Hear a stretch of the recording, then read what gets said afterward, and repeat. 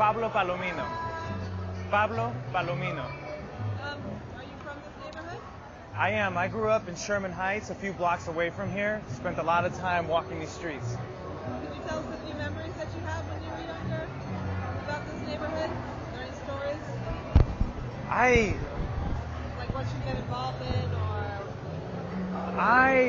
I remember coming to this park many a time, having picnics here with my family. I remember eating bread at Panchita's Bakery.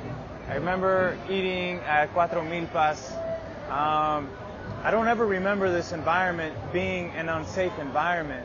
You know, frequently when I tell people where I'm from, they're frightened and they're amazed that I made it out of the environment, but I never ran into any problems. I never felt unsafe. I never felt my life in danger. You walk the streets, you respect people, and people reciprocate that. Very fond memories of this environment, and indeed, though I left, I am back.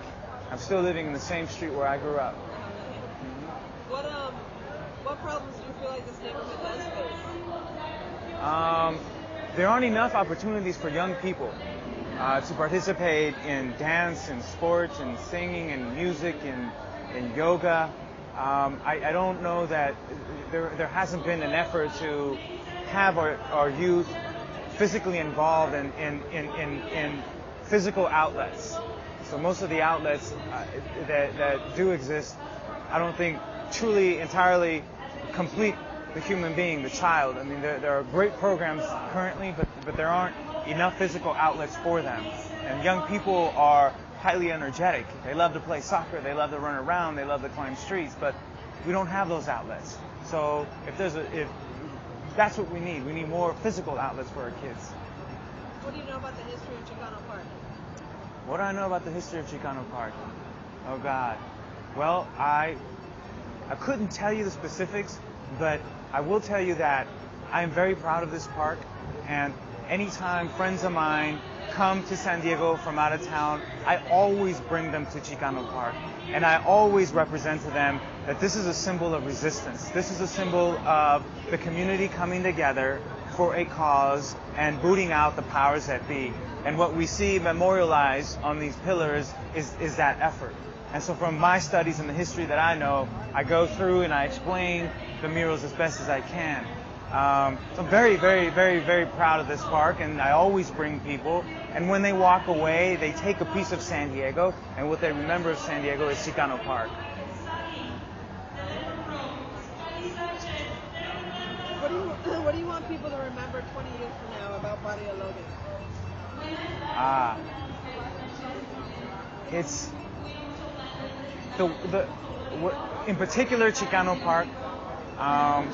What I really appreciate about it is that the park contributes to your own growth at many different levels. It's green space and it's art, and it forces you to think about what this means. So when it's not a passive park, it's a park that educates you, enlightens you, allows you to grow, and piques your curiosity.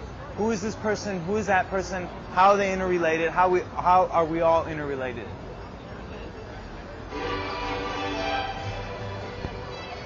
So tell us a little bit more about other people's perceptions of this area and how that is different from your art experience. Right. So I think many people who have not taken the time to visit the park are afraid of this environment. I mean, for many different reasons, but when they are introduced to the park, when they are introduced to the struggle, to the murals, to the history, it's a completely different experience. I think the typical American tendency is to be afraid of the outsider. I think the typical American mentality is that the world revolves around us, and if it doesn't look like us, then it must be foreign, it must be alien, and therefore we must be scared of it, and therefore we must protect ourselves from it. So I think it's a shame that we have such a gem sitting here and it's not celebrated to the level that it can be celebrated. I love coming here once a year, but I think we should do this more frequently. I think San Diego County should make a larger effort to really put this place on the map. I don't ever see these little old town trams that walk around and that drive around and take people to SeaWorld. They never drive around this neighborhood. And this is a gem. This is history. But we're afraid of it. So the city has a concerted effort to not bring outsiders to Chicano Park because, I don't know, maybe it's the stepchild. It's an ugly duckling and it's a black sheep. It's a shame. So what kind of job do you do? Or what do you do out in the community? Well, for a living, I'm one of these up from the bootstraps from the neighborhood kids. I grew up here, and then I graduated from Berkeley, graduated from law school, so now I practice law. And my contribution, I do a lot of nonprofit work, pro bono work. I do seminars and workshops, etc., teaching people on how to protect their legacy, how to create legacies for the next generation by way of estate planning, which is my specialty.